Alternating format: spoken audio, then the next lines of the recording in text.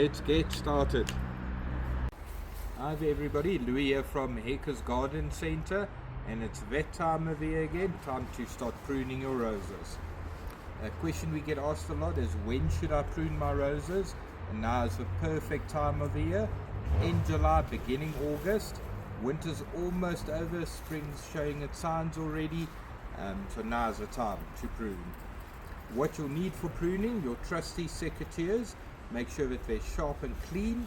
You'll need your loppers for the bigger branches, some gloves for your hands, and then we also recommend you can either spray with sulfur star or then oleum, which is a bit of a softer product.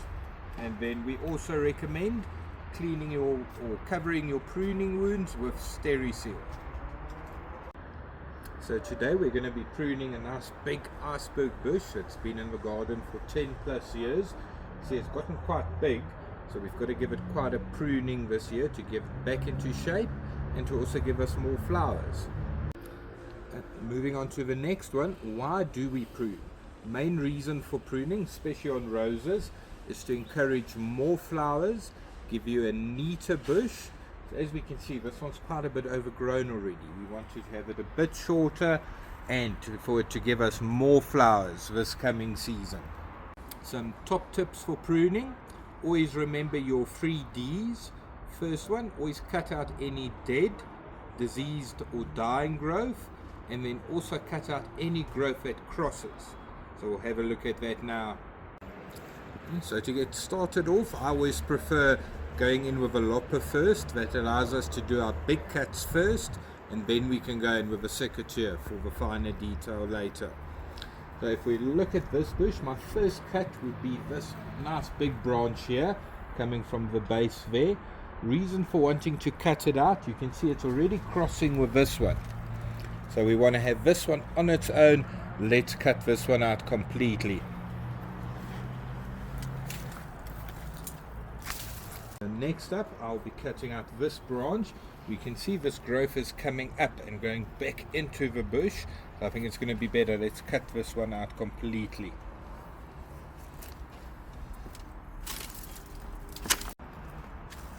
Now that we've made some of our bigger cuts, so let's move on to some of the smaller ones. If we look at this one, that's grown out quite a lot. We've definitely got to cut this one back.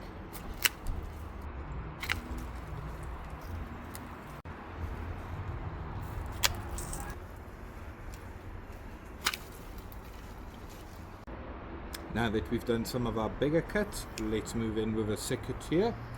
We look on this side, we can see the growth's bunched up quite a lot. We want to lessen the amount of stems so that the energy can go to the remaining ones and give us more flowers this year. Now here I'm going to be pruning off that whole bunch that's crossing each other there. Let's prune that one back. And then very important to also keep an eye out. Those dormant eyes are going to dictate the direction that it's going to grow. So if we prune it here, it means it's going to grow out here, which is in the direction that we want. If we look at this stem, I'd want this one to grow inwards, so we prune it right there. This stem, that's got space to grow in there, and this one can grow outwards. We can cut that little piece off there. That's not really going to do anything. Any of the pruning that we do, we want to encourage bigger, stronger stems. It's going to give us more flowers. Let's cut that little guy off there, and this whole lot I'm going to cut off at the end. Now we see we've got some growth that's crossing each other here. Let's take that bit off there, and this one we can just shorten. So the growth will come through on this side. So I think this whole part, let's just clean that up there. We want to get rid of all this growth that's crossing here. Let's prune that one off there. This one we can prune back a bit as well. Let's move on to this stem here. This is going into all this growth here, so I'm just going to cut it out completely. This one we can cut back to there. That's going to give us growth coming into the center. Because we've got this growth here, we don't actually want this bit. Let's cut that off.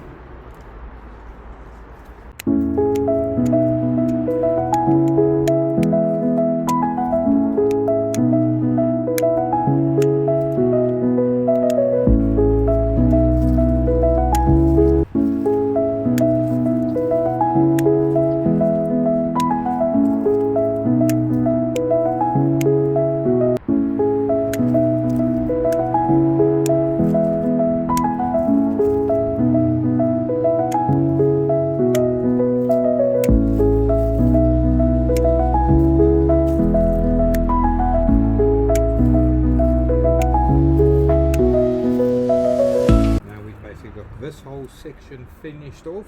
You can see how much growth we actually took off.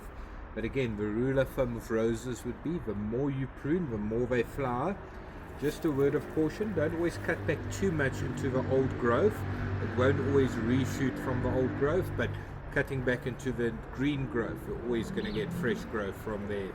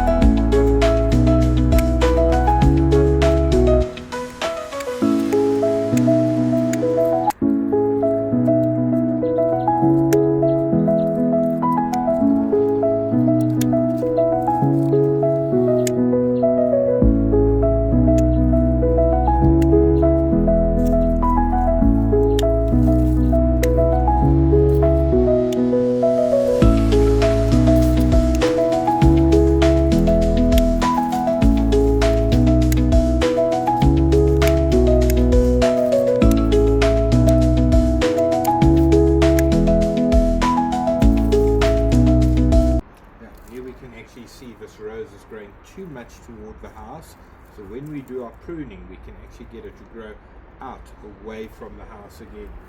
So the trick for that is always look where your dormant eyes are. You don't see any eyes facing this direction, so I'm going to cut this whole branch out. And now here on this stem, there we've got an eye right there. Cut it there, that's going to get our growth facing inwards. And on this side here, let's cut it there.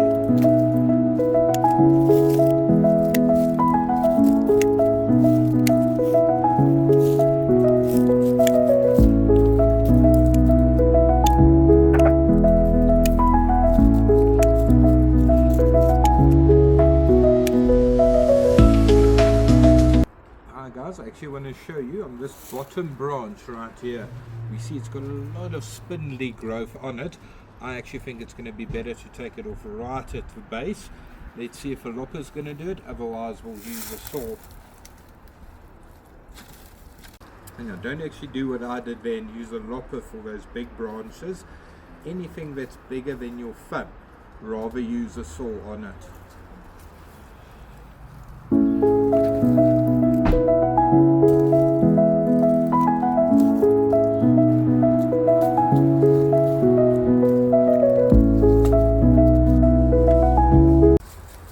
We've done all our pruning. Now it's time to cover up the fresh wounds with Steri-Seal.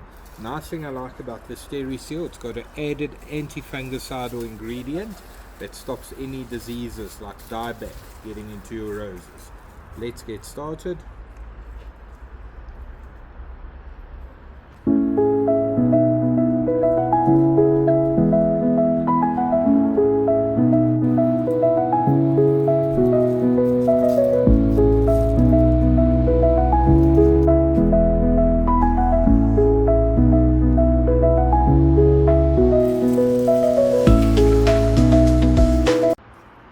Step after applying your prune sealant, give all your pruned roses a spray. Like so, you could either use the sulfur star. This would be a replacement for the old lime sulfur, less chance of it burning, whereas you could also use oleum, which is a mineral oil. You can't get any burning with it. So my advice would be, if your roses hasn't started swelling or the buds coming out, the sulfur star works perfect. If you find that they've come out quite a bit, or even with foliage, then rather use the oleum.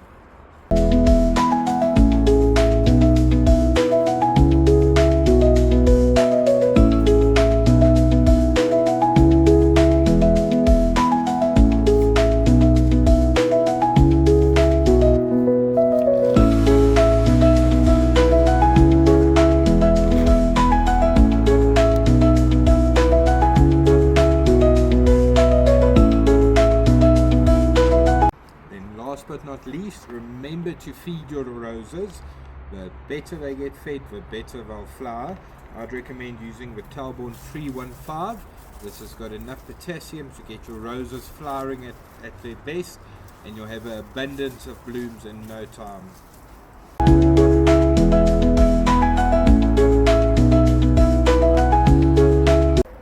And as you can see, we've cut off quite a bit, and with roses I'd say never be scared to prune. One always gets a fright after you've pruned, it ends up looking like a skeleton, but that's the desired effect that you want. It's going to give you more flowers for this coming season. Thanks for watching our rose pruning video, everybody. Wishing everybody a happy spring.